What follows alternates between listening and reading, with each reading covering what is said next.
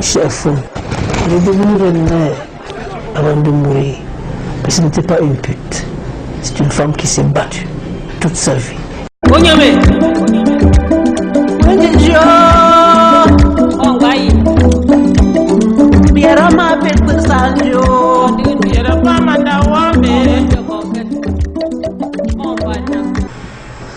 Nguru Chefon fut la 15e de la dynastie de Jarien, qui en comporte maintenant 19.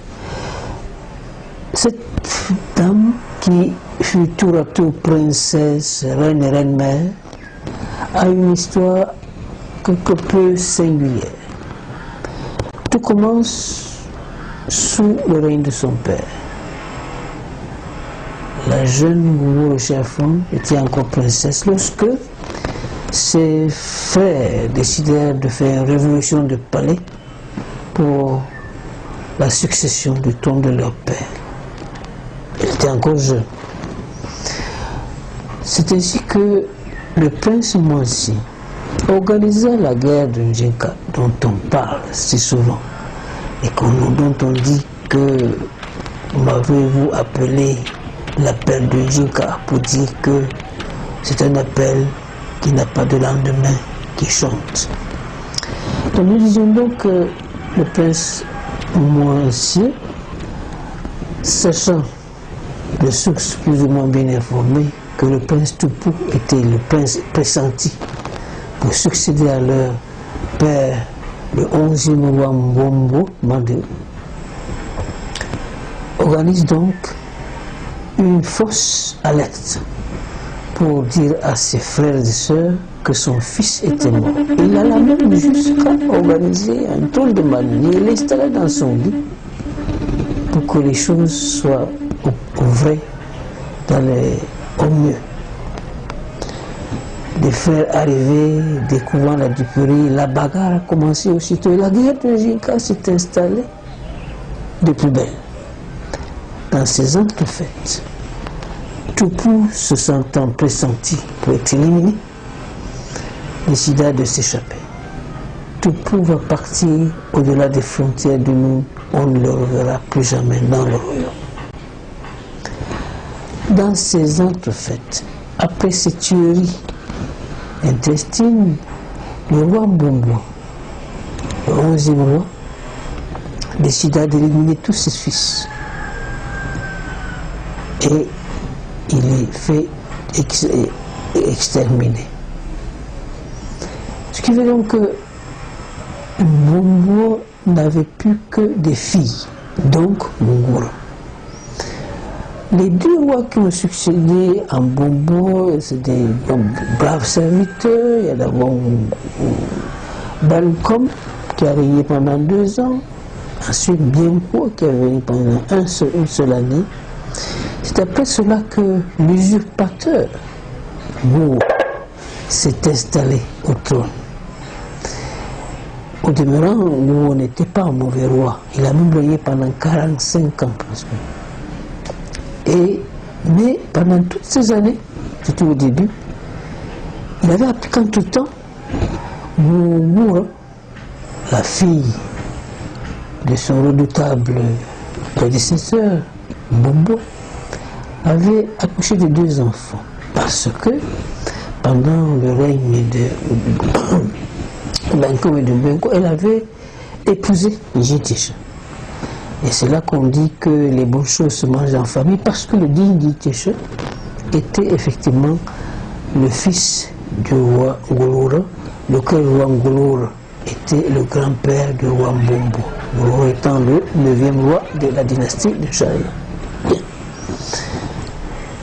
Nguru apprend donc que Nguru a 2 enfants. Lesquels 2 enfants qu'il a eu avec Njiticha, donc de pur sang, c'était donc Ndam et Nsangu. Ndam qui porte le nom de Jinguru, parce que c'est le tout premier enfant de Nguru. Et Nsangu qui va donc créer la dynastie. Nous sommes maintenant continuer la dynastie de son grand-père. Donc de tout temps, Nguru était en pleine insécurité et il pensait qu'à tout moment, les enfants de Nguru pouvaient le déstabiliser. C'est pour ça que, après avoir découvert cette supercherie, la nouvelle est allée jusqu'à Rifum. Pour que le roi de Rifum envoie son fils Samten pour essayer de résoudre ce problème en retirant Nguru et en la gardant hors du palais. C'est ce qu'il fit. Samten arriva ici et s'installa en Kouram avec Nguru et ses 2 enfants. C'est à Kouram que Samten eut sa fille Ngutane des fruits de ses relations avec Nguru. Voilà donc la princesse qui a maintenant 3 enfants et qui continue de créer des perturbations, des nuits blanches à ce fameux Nguru qui était l'usurpateur du trône des Bao. Nguru, dans ce temps de fait, comporta pour qu'on élimine encore une fois de plus Nguru de là où il était. Et c'est là que Nepembra est intervenu et s'est dit que si je ne ramène pas ma soeur, Nepembra était la soeur, la cousine, n'est-ce pas, germaine de Nguru. Elle organisa et fit en sorte que Nguru et ses enfants se retrouvèrent chez Mwangi. Mwangi, c'est qui? Mwangi, c'est un grand forgeron. Et en Pays Bamou, les forgerons ont la particularité de ne pas être éliminés par le roi, parce qu'un roi n'a pas le droit de tuer un forgeron, surtout un maître forgeron, la cabine de Mwangi. Tout simplement parce que c'était les périodes où les gens faisaient la guerre. Il n'était pas question que lorsque le roi a besoin de munitions, le forgeron ne soit pas en mesure de le lui fournir. Donc c'était ça. Il ne pouvait pas éliminer. Donc c'était pour Nepembra une occasion, en or, si on peut dire, pour protéger sa cousine des griffes de Nguru et ses enfants surtout. Nguru est donc rentré dans la concession de Mwangi, et dans cette concession de Mwangi, il épouse et il a avec Mwangi un garçon. Mwangi, plus de panique, commença d'abord par nommer le garçon Moulom, ce qui veut dire que l'homme qu'on doit cacher. Moulom, l'homme qu'on doit cacher. Et cet homme qu'on doit cacher sera donc le 4e enfant de Nguru. Qu'à cela ne tienne, Nguru étant au courant, organise une battue pour que, à un moment donné, on puisse éliminer toutes les femmes de, pas lui, mais de Mwangi, et persuadé qu'en le faisant, il réussirait à atteindre, n'est-ce pas, Nguru et ses enfants. Nepembra, une fois de plus, se dit que si elle laissait les choses se faire, ce ne serait pas bien. Elle trouva l'astuce de retirer sa cousine pour la confier à l'héritier du frère de Nguru, convaincu que quelqu'un ne peut pas tuer son frère ni détruire la concession d'où il est venu. Voici donc notre fugitive princesse, toujours en train de courir pour protéger ses enfants, de l'héritier du père de Nguru. C'est de là qu'elle a 2 enfants, une fille, Mowo, et un garçon, Jikam. Jikam, je suis appelé Jikam parce que c'est un jeune prince qui jouait beaucoup. Et on l'a appelé ainsi pour signifier qu'il est toujours en train de jouer. la fête a voulu que, les événements ont voulu que lorsque Ngumoro mourut, il fallut aller prendre son héritier chez Njikam, son frère, même père, même mère, parce qu'il n'avait pas eu d'enfant, là où il s'est marié en Koupara. Donc c'est le fils de son frère qui est venu hériter de Moro par la suite en Koupara. Voici donc l'histoire de Ngumoro. Mais ce n'est pas tout.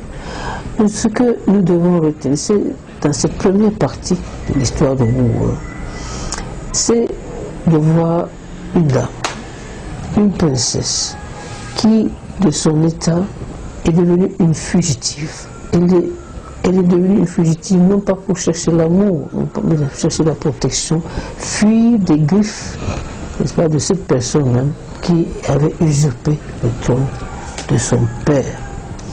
Et on voit l'occasion de justifier certaines expressions que l'on dit que les choses se mangent en famille.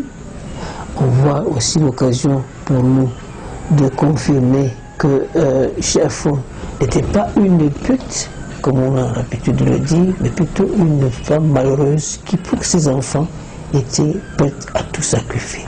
Mais là, l'histoire ne s'arrête pas là. Avec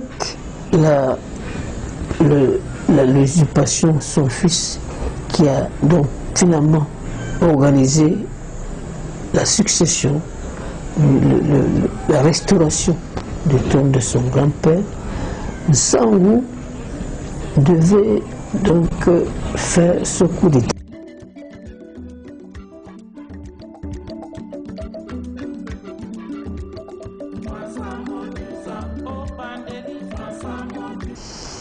Et lorsqu'il réalisa son forfait, il fallut que Cherfon, une fois de plus elle, s'installe sur le trône pour pouvoir respecter la loi Sapki qui dit que dans le pays d'Amou, l'héritage se fait de père en fils ou en fille.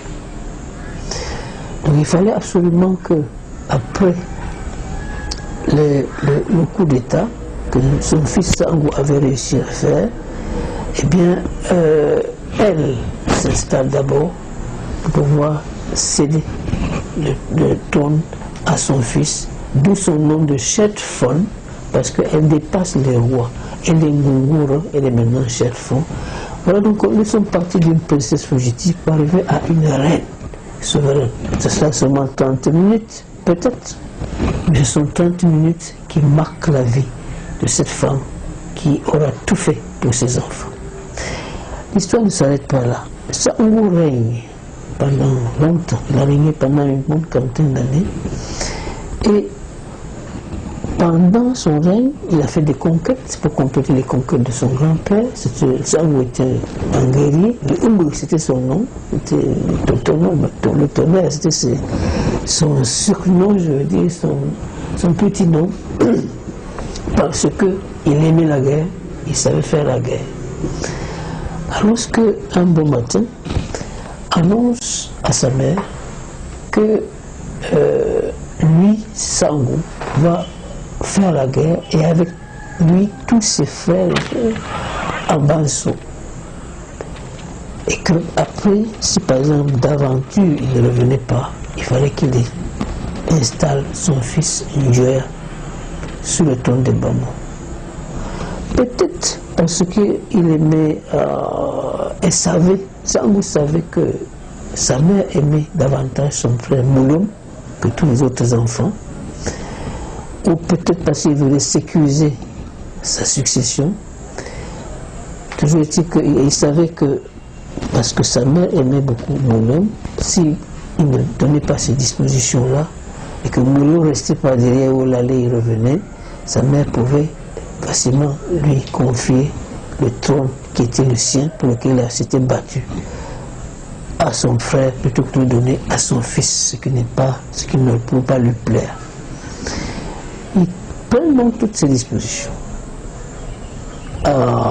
pour que la guerre se fasse et que ce soit véritablement une guerre fratricide au cours de laquelle Sangou fut éliminé, ainsi que tous ses frères et sœurs, et ce sera vraiment la catastrophe. Une fois rentré, eh bien, Gungu le chef organisa la succession de son fils Sangou comme il avait été prévu. Et Njoya, Anjonia, qui est devenu plus tard Njoya, fils de Djambonke, qui était le fils de Djambonke, a donc hérité du trône des Bambous à cette époque-là. Nous sommes ici entre 18e et 19e siècle. Lorsque Njoya succéda, l'histoire de chef ne s'arrête pas là. Nous venons de voir une femme qui a été fugitive pendant 20 ans, pour protéger ses enfants. Et voici maintenant, elle se retrouve sans enfants du tout, parce qu'ils sont partis mourir à la guerre. Ces enfants pour lesquels elle s'est battue pour protéger. Maintenant, elle n'a plus d'enfants du tout. C'est alors qu'une autre dernière partie de sa vie, la plus tragique, commencera, parce que face à sa belle-fille, Djambonke, les choses ne vont pas aller ne seront pas faciles. Il faudra que Ngungu le chef use de ruse, et que comme Djambonke aussi était très intelligente et très rusée, elle ne se laissait pas faire. Et pour finir, et puis à prétexte le fait que les courtisans étaient un peu débordés, lorsqu'il suffisait que chef demande à une courtisane de faire, et que Djambonke va demander la même chose, les gens étaient un peu excédés. Il paraît même qu'à l'occasion d'un vol, cet écart de comportement a été signalé à la place publique du Ndja. Eh bien, c'est ici qu'un beau matin, et nous allons vers la fin de la tragédie, parce qu'il s'agit effectivement d'une tragédie, Djambonke présente à sa belle-mère, néanmoins reine-mère, un plat de fèves, un plat d'haricots avec 2 cuillères traditionnelles avec lesquelles on mangeait à l'époque. Elle le présente, un seul plat, 2 cuillères traditionnelles. Elle envoie sa courtisane présenter ça à sa belle-mère. La belle-mère reçoit, laquelle belle-mère, comme je l'ai dit, il s'agit de Ngungu le chef, reçoit cela, elle comprend le message. Elle comprend le message, elle le saisit avec le maximum de désagrément. C'est là qu'elle interpelle mon pour tout. Mon pour tout. C'est comme ça que toi, Djambonke, me traite. C'est le message qui me donne, j'ai compris. Et lorsqu'elle a dit j'ai compris, elle a donné congé à la courtisane, elle est restée se pendre. Ngungu le chef s'est pendu parce que désabusé, sans avoir usé de rien.